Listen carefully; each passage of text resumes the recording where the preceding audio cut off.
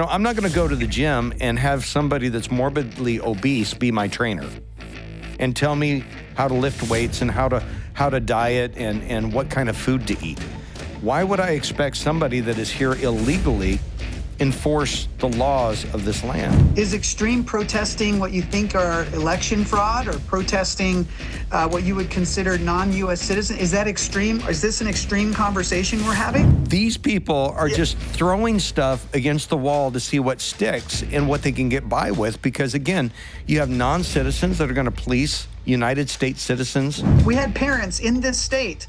I know of 20 plus parents that were cited and trespassed for coming to the school boards to ask questions about curriculum, utilizing law enforcement to cite and trespass them to make it illegal for them to come onto the property where their child was being educated. A system through which the Department of Health could work with community groups for multidisciplinary intervention teams, through which families and others may refer someone they suspect to be on the path of radicalization to violence. This is like pre-crime.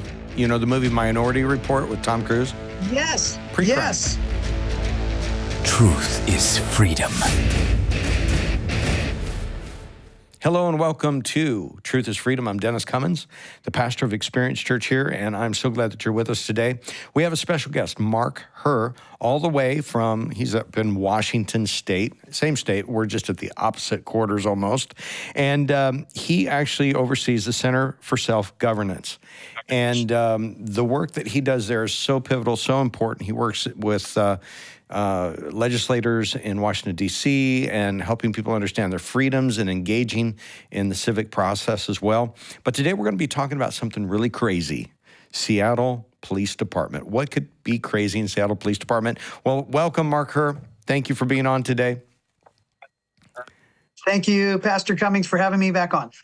Awesome. So let me throw this up. Let's go to that full screen of this article. And here you go. Seattle recruiting non-citizens as DACA recipients to become police officers. How could this even be possible? What does this mean, Mark? What are we looking at? So basically, individuals who came here as children but are here illegally, according to the rule of law, would be considered by the Seattle Police Department as potential law enforcers. So the irony is having individuals who are here illegally enforcing laws of Washington State, or even in some cases cooperating with federal laws to enforce those laws. It's just irony. It's paradox. Should be a cause for concern, or at least discussion amongst people. The U.S. Customs and Immigration Service website, uscis.gov, specifically states that the DACA program, which came into line in June of 2012, does not provide lawful status as a U.S. citizen. So having DACA qualified individuals serving as law enforcement officials in the state of Washington, I don't know how you say it, Pastor Cummings, it doesn't match, right? It's illegal. It's not a lawful citizen enforcing lawful Washington and possibly in cooperation with federal government law enforcement, U.S. laws. It's befuddling. It's a complete contradiction. It's just like when they did the CHAP and the CHAZ and the CHOP zone, the autonomous zones. It's just they do whatever they want, even though there's no legal basis or premise for it. Just to see it's. Have you ever had ice cream, and have you ever looked at the serving size on ice cream and it says like 1 cup? I mean, who comes up with that? Can you repeat that? Have you ever seen an ice cream, a deal of ice cream you buy at the store, and it says serving size, 1 cup? Yes. I mean, I think Seattle suggested just 1 cup. You know what I mean? There's no premise for serving size. These people are just throwing stuff against the wall to see what sticks and what they can get by with, because, again, you have non-citizens that are going to police United States citizens. That How is that any different than the UN sending troops in to marshal us? Well, this is such an important question. I mean, for us to answer, because if they are committing an illegal act and now going to enforce legal acts on people who are here legally, it doesn't add up, and that's the major concern. And like for me, on behalf of CSU, we have zero question about people trying to come and enjoy the freedoms the United States offers and the prosperity, the job opportunities, et cetera. Yeah. There's a major problem when you have somebody who is here illegally enforcing the legality of something for those of people who are here illegally. And I know that may be hard to grasp, but unlawful DACA recipients, the USCIS literally states on their website, DACA does not provide, this is quote, does not provide lawful status as a U.S. citizen. So an illegal immigrant who's trying to pursue freedom and liberty and prosperity and those things, but is now going to enforce the laws of Washington State in the city of Seattle, and possibly in cooperation with federal law enforcement, is mind blowing. It should be a cause of concern. It's like me going to Britain, Pastor Cummings, saying, I'm a dreamer. I want to do a DACA Britain, and then hire me on as a Tory, right? To go around and police people in the country of Britain, right? It doesn't make sense. This makes zero sense. Seattle, I think, is the epicenter of blowing minds. They literally, the things that they do are so off kilter and so beyond. But I think it's also because they can get away with it. I was talking with Sheriff Troyer here. He's the sheriff of Pierce County, and there were several, Seattle PD that was trying to get out of there, and they were going to lateral over to Pierce County. They couldn't even pass the background check because the standards are so low at Seattle PD, apparently, compared to other law enforcement agencies, that they have a different standard. And now this different standard is a double standard. But again, yes. I'm not going to go to the gym and have somebody that's morbidly obese be my trainer and tell me how to lift weights and how to diet and what kind of food to eat. Why would I expect somebody that is here illegally enforce the laws of this land? It just is mind-blowing. It should be cause for concern just on the face of not the issue morality of people trying to leave their poverty behind or oppression of another country behind to come here where there's great opportunity and prosperity. Totally. Question is, when you have somebody who's enforcing your laws in your state who is not from your country or from your state. Yeah. So separating the issue and the morality of being kind to other people and helping them in need versus those are the people enforcing your rules. It's really hard to kind of boil down, isn't it? It's completely not an immigration question. I mean, you can immigrate here legally, and you can be here legally and go through the process. I have people on my staff that have legally immigrated, and it's not an easy process, but they're here, and now they're a United States citizen, and they can function as such. But when you have people that have not gone through that process, and then they expect to have those rights to be able to drive a police car, carry a gun, and enforce that. Wow. Yes. Where does this lead? This is an important question that you're asking is where does this go to? So we have an upcoming election for the gubernatorial races in the Republican, the Democrat. We have the current Attorney General running for governor, Bob Ferguson. In 2023, he introduced through the legislature an attempt to create a Domestic Violent Extremism Commission. You had me on your podcast before. Yeah. And people were so concerned about it that they rose up and they called in and they were able to stop that. But this is why this is so important regarding what Seattle's doing and how it applies to the next governor. Is in 2021, the legislature passed SB 5051, And what this law did was it would allow the Criminal Justice Training Commission to deny, suspend, or revoke a peace officer's certification if that officer was affiliated with extremist organizations. Now, that sounds holistically integral, right? But define that. Correct. Yeah, I know you're going to do that, but anyways. Well, the reason why it sounds integral is you don't want police officers who are from extremist organizations. The question is, what is the definition of extreme? Yeah. I would argue with you today, and I think it sounds like you would agree, it's extreme that Seattle is willing to hire non-U.S. citizens under DACA, and the USCIS says that that is not a lawful U.S. citizen status to enforce Washington state laws. To me, that is extreme. Yeah. So we have an extreme definition problem.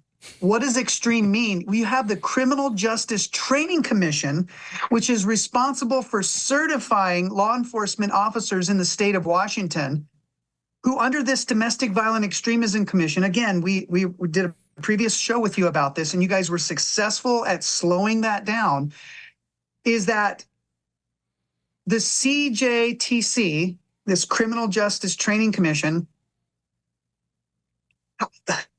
certification of law enforcement of non-U.S. citizens and decertifying peace officers that the same people would label extreme. This is a major concern for me and my organization when it comes to the definition of what is extreme. Just think about the Catholics and the Spanish Inquisition. Yeah. What did extreme mean to them? Then the Protestants in King George in 1600s with the Puritans, when they used the Geneva Bible and replaced the word king with tyrant, their definition of extreme. Mm-hmm. Well, in the 21st century, what is extreme? Is extreme protesting what you think are election fraud, or protesting what you would consider non-U.S. citizen? Is that extreme? Is this an extreme conversation we're having? Exactly. Is your sheriff in danger of being decertified because he's connected to a pastor who's having conversations about non-U.S. citizens being law enforcement officers? And we need to have this conversation, and it needs to, I know it's complicated and difficult, but we, as a society, as a culture of Washington State, we've got to remain in this conversation. What does extreme mean? What does a non-U.S. citizen enforcing laws mean in Washington State? And I think it's important for us to pay attention to the upcoming election. If Bob Ferguson wins as governor, he'll be able to create the Domestic Violent Extremism Commission apart from the state legislature. So we need to be paying attention. We should not only be participating in the vote, we should be asking these questions and having these conversations at our dinner tables. It's not a light thing, obviously, but it's definitely something our families and our colleagues, our community members should be having. Well, yeah, because I mean, every domino they tip over hits another domino in their direction, and you know, we tend to, on our side, we tend to play checkers. They're playing chess, and checkers is like, what's my next move? I'm going to go out to dinner. I'm going to go see a movie. I'm going to go do just what's next. These guys are playing chess, they're thinking 13 moves down the way. And highly strategic. So anytime we see this, and this is why I love working with you and interviewing you, is that you see beyond the current move. It's this move leads to 6 moves down the road. And their goal is to checkmate us, checkmate our speech, checkmate our freedoms, checkmate our ability to be autonomous from a government that wants to control us. And this is where I think we have to wake up. The DVE, still today, the whole domestic violent extremism, we still have people roll their eyes like, well, that's not real. That wasn't real. Well, it's as real as it gets. Yeah. Like I've been reading to you from the 2022 Domestic Violent Extremism or Domestic Terrorism Report by Attorney General Bob Ferguson, who is running for governor in 2024. And the CJTC, I'm reading from, it's on page, this is page 29 of the document regarding the CJTC. And it says they define extremist organizations as seeking to undermine the democratic processes through violence, promote governmental change through violence, promote, espouse, or engage in violence to marginalize certain protected classes or advance racist ideologies. And number 4, advocate an ideology holding that local law enforcement supersedes other governmental authorities. This is, listen, our organization is very clear. We don't support political violence of any means for any purpose. But remember during the George Floyd riots, the argument that was made by Washington State University, Washington University, Eastern Washington University students was silence is violence. Yeah. Okay. So let's define it. Their definition that define violence and defined extreme. And I would suggest, Pastor Cummings, that what we can do as a community of people that are concerned about these things is to ask our legislators, can we create a law that is specifically clear and defines what extreme means? Because I don't even know what it means. I think Seattle hiring non-U.S. citizens to enforce Washington state laws is extreme. Yes. But is that what it means to them? Obviously not, because they're doing it. But if you and I have this conversation and we say that that's extreme, they would make the argument, Pastor Cummings, that we would be going down a path. It's called the pathway to radicalization and crossing the wall of frustration. That's terminology they use within their circles. And we become destabilized or disgruntled because our voice doesn't have power. And I would disagree with this idea that this is not happening. And number 2, that there's nothing you can do about it. The word extreme and the word violence need to be defined. Yeah. We need to be very clear about decertifying people by the Criminal Justice Training Commission who are going to certify non-U.S. citizens to be Washington state law enforcement. Our definition of violence and extreme we're talking past each other in our state. It would be helpful to get on the same page. Absolutely. And we think about violence. Their definition of violence would be going to a school board meeting and asking accountability questions, holding people accountable. Yes. But it's not violent to take over sections of Seattle and call it an autonomous zone where you're legally you're declaring independence. Yeah. Right? Yeah, from your state and from your country. I don't know if anybody was charged for doing any of that. Nothing. No, it just blows my mind. And people were raped, people were murdered in that autonomous zone. And the crazy thing is who is accountable? You have mobbery. We had parents in this state.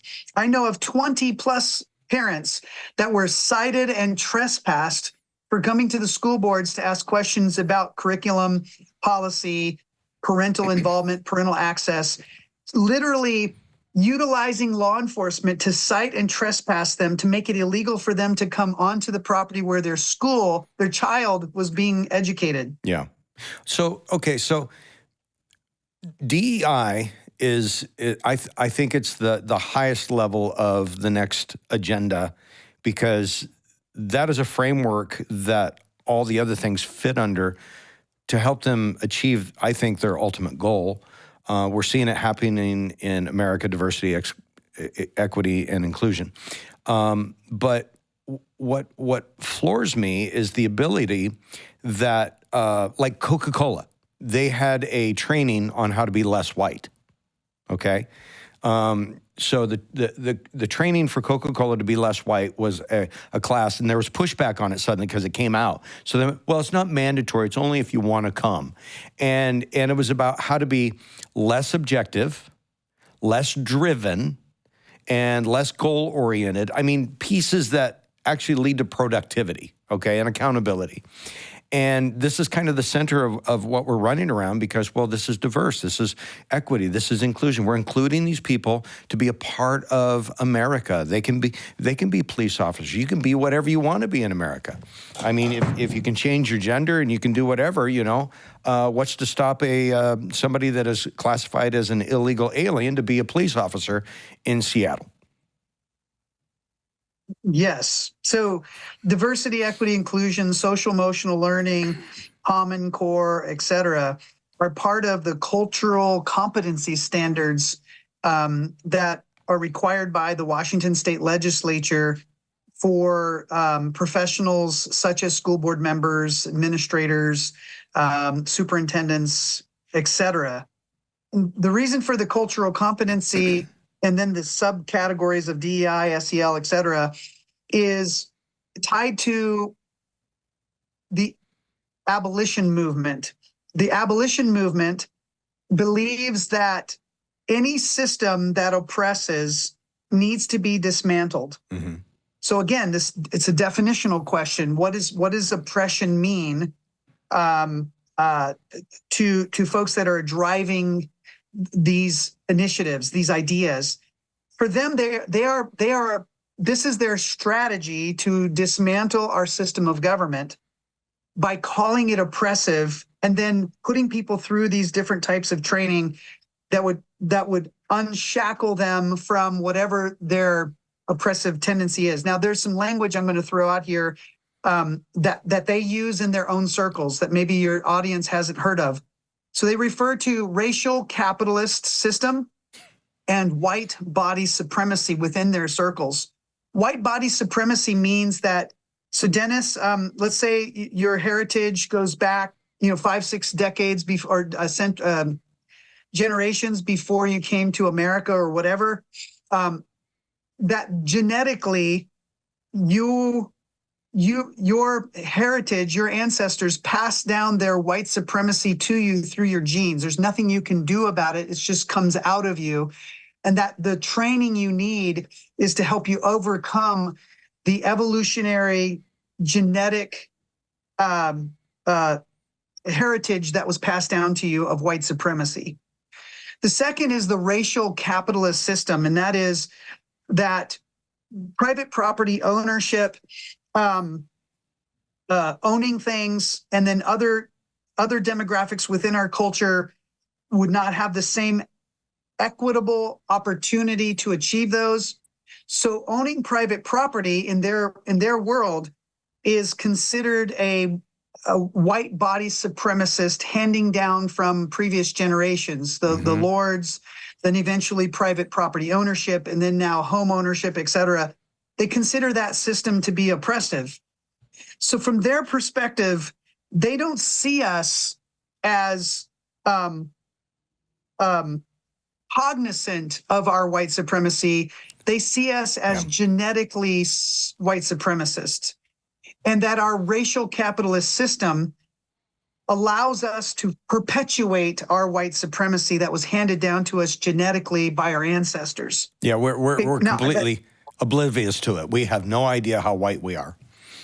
Yes, and so you're going to start hearing in the next 2 to 4 years, I would say, especially under Governor Ferguson, if he becomes governor, his administration, you're going to start hearing things like racism is a health crisis. Yes. Okay, that is really important for the future as we work on words like extreme. What does it mean? Violence. What does this mean? Non-U.S. citizens enforcing Washington state laws. Is that extreme or is that normal? Is that okay? And these other questions of SEL, all this terminology, is our local health departments or county health departments or our regional health departments. Part of the domestic terrorism study, at the very beginning of that study, and I would encourage your readers to go back and reread through it. This is not a study that I'm making up. This is an official study put out by Attorney General Ferguson. Okay. We're going to give you a screen share option. You can share your screen if you want. Let's do that, Cameron. Okay, perfect. I'm willing to do that. Yeah. Okay. While you're pulling that up, it's interesting. Like even Tacoma, they're giving people more squatter rights. Yes. Yeah, totally. The shoplifting up to $950. Yes. Property, right? It's all by design. And go ahead. And dismantling white body supremacy, which is they would say is genetically inherent from previous generations, and then racial capitalist system, property, et cetera. Which Bob Ferguson is flowery white. Last I saw. Go ahead. Again, it depends on who's controlling the meaning of words. Yes. And the facts don't matter that he's white, although to the layman, those of us who are trying to just live our lives, we're like, okay, that doesn't make any sense. Well, even Black Americans that don't see it their way with DEI, they're not considered black. Oh, you're really not black then. Yes. Yes. It's so notice here in the at the end here, he says preventative and public health approach. Yes. Okay. So part of the suggestions, they talk about their terminology, what it means, and where they get the information from, who they contacted, like Southern Poverty Law Center, et cetera, and some others, and then the results. So what did they decide to do? I'm just trying to roll to that. Here we go. Okay. So they want to create a 2-year commission.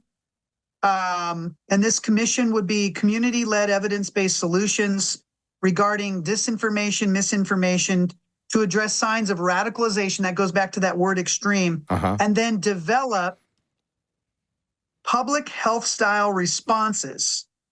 Okay. The responses would be establishing a system through which the Department of Health could work with community groups, okay, for multidisciplinary intervention teams, through which families and others may refer someone they suspect to be on the path of radicalization to violence. This is like pre-crime. You know the movie Minority Report with Tom Cruise? Yes. Pre-crime. Yes. Okay. Then, hold on, I'm getting down here. So right here, this is the critical piece at the local level, to be on the lookout for this, the language. Racism is a health crisis.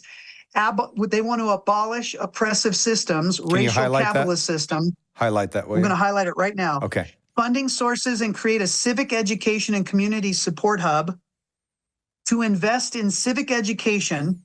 And that term civic education is very important term. Yeah. And I'll explain that in a minute. By developing communities to improve digital literacy, public civic education tools, combat misinformation and disinformation, identify and respond to radicalization, provide sources, etc. Let me point out disinformation and misinformation is anything that would conflict with their narrative. That's just that is correct. My opinion. Well, this is spot on. This includes increasing capital funding for rural areas, so outside the urban center of Seattle, okay, to expand and improve library facilities and civic education hubs. It would also include working with pre-existing library networks to expand disinformation and misinformation trainings through the libraries. What the heck? Okay. Yeah, I'm telling you guys, this is a major. I hope your audience and others will read through this 30-page document one more time in preparation for a future Governor Ferguson, so you understand when you hear a certain language, you're not reacting, you're proactive. You've heard it ahead of time. And then I would like us to work together to collaborate on, hey, we need some clear definitions on extreme. What does that mean? What you guys use the word violence? What does that mean? Yep. How are you going to use the regional, the Department of Health and the regional health districts in our communities to collaborate with these civic education community support hubs, CECSHs? Okay, if you don't mind, let me concentrate on this phrase, civic education, for a minute. Cameron, that is a really important phrase. Civic education is defined by the progressive movement, not the Democrats or the Republicans. Yeah, thank you. By progressive abolitionists who believe in providing participatory democratic education versus civic knowledge, which conservatives use in their approach to teach primary sources to inspire patriotism. And this is extremely important, and maybe another time for a different podcast, Pastor. I would encourage people to take our training. Yeah. Civic education is the definition applied by progressives to create democratic participants. Oh, there it is. Yeah. Who are focused on things like social emotional learning. So if it's okay, I'm gonna pull up. Yeah. A document. Yeah, let's go ahead and do that. Okay, give me just a second. Nope, that's wrong. I'm gonna switch over. It's Microsoft. It's my beautiful daughter. Yay. This is so. I was just recorded another podcast before, and we're talking about how the actions are so far-reaching that I think people can't even grasp or comprehend that where this is leading. Almost, like if I could just bring it back to World War II and Nazi Germany and the rise of Hitler. So many people did not see the signs on the wall that we're seeing today, and they're refuting it or ignoring it. And we're seeing that. Well, and this is because Pastor Eve saw that the food was good, pleasing to the eyes, and good to make men wise. But it was after Satan changed the meaning of God's word. You're not going to die. You'll be just like him. Yeah. It has to do with how we're designed. We see, we hear, and I'm just going to pull this up for you real quick. So this document. And we'll link I want to make sure we get that document because I want to link it in the show notes. Very important for our listeners to see this. So this is off the National Civic League Democracy Innovation Project. It's called the America's Healthy Democracy Ecosystem Project. And I want you to notice that word, civic education. Yes. So this is going to be their lexicon, and they're going to define what things mean. Okay, so this is how they define civic education: the provision of information and learning experiences to equip and empower citizens to participate in democratic processes.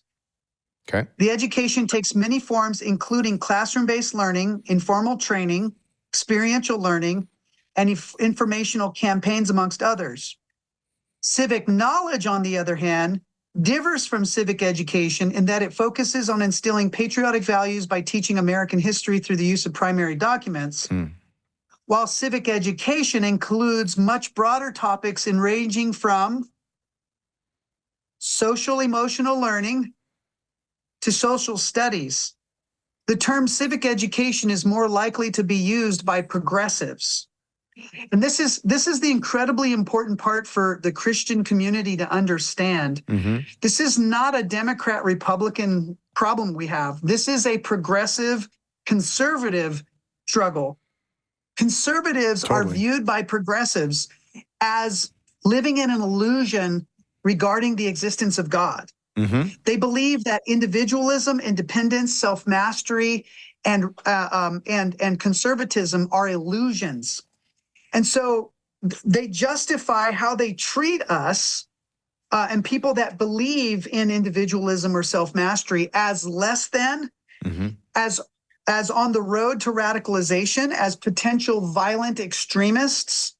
And so their policies look like this based on this definition. I'm going to scroll down to civic knowledge real quick.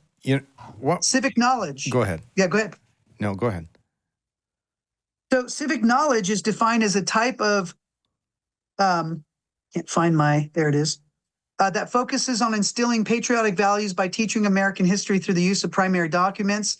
It does not include broader topics of civic education umbrella, like social emotional learning and social studies. The term civic knowledge is more likely to be used by conservatives. Notice they don't use the word Democrats and Republicans, because in their world, Democrats and Republicans are just as selfish. One is more useful than the other. One is more rudimentary and backwards, conservatives, Republicans, and one is more forward-thinking, progressive Democrat or a progressive Republican. Yeah. Okay. This is so incredibly important for your audience to understand where Ferguson is coming from, and why Seattle is hiring non-citizens to enforce Washington laws, and why the CJTC is willing to decertify peace officers who they believe are members of extremist organizations. Go ahead. Let's go back to your camera now. This is basically going to be deployed through the Department of Health, seemingly? Well, primarily it's going to be deployed through multiple departments. Okay. But yes, but primarily the stronger arm, through... Let me just say, the stronger arm is the Department of Health, which that goes back to that whole sense of pre-crime. Hey, we think they're like, and I'm just where I'm seeing these dominoes fall, okay? So if I see the dominoes falling in a certain direction with the Department of Health, we already saw it with the lockdowns and with the COVID and the overreach and all of that. And so I could very easily see them saying, you're a risk to public health, so we're going to scoop you up and we're going to detain you and we're going to reprogram you, which could also with the department, I think racism is a health crisis. Yes, you're mentally deficient, you're delusional, and so therefore, what I see is, a prisoner may have more rights than somebody that goes into a mental hospital that is under the control of a doctor and drugs. Yes, who has scientific credibility under the cloak of nonpartisan academics. And this is the key, and I know we're running out of time, is progressives, their history goes back to 1912. There is the National Progressive Party platform, which I encourage your readers, audience to read so they understand what these people are implementing under the cloak of credibility, nonpartisan, non-political, then labeling us extreme, violent, radicalized, health racism, white body supremacy, racial capitalist system. They are true believers, but they now have credibility under science and they have credibility under professional bureaucracy. We have to be careful about labeling bureaucrats as the problem or science as the problem. It's the culture that I am superior to you because I have authority based on certification. So when the Criminal Justice Training Commission decertifies a peace officer, which they have not done yet, thank God. Right. It's incredibly important that we fulfill our role like Adam. God sat there to watch the man he created name the animals. That's the most critical thing that guy was doing in the garden, besides maintaining it and not eating the other tree, was our words, the meaning of words. What does that mean? That's right. Extreme, radicalization, violence, terrorism. We should be involved, not just in our vote, but as human beings, we should be participating in what does it mean. Yes. The Catholics had a monopoly. The cardinals, the bishops, the priests, they would not allow the layman to read the Bible, Pastor. And today, we're not allowed to participate in what it means. It's no different. It's the same pig, different lipstick. Yes. So my role as a human being is just to let you all know and to do my part in participating in what does it mean? What does extreme mean?